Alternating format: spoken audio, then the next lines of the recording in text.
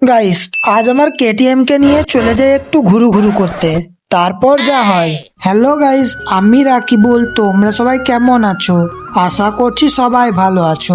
তো আজ 9টা-10টার দিকে বসে বসে ভাবছিলাম আজ আমি কি নিয়ে ভ্লগ বানাবো। তখন মনে পড়ে আমার যত ভ্লগ স্ক্রিপ্ট ছিল সব ভ্লগ করা হয়ে গিয়েছে। তাই ভাবলাম যে চলো আজ অনেকগুলো স্ক্রিপ্ট লিখে নিব।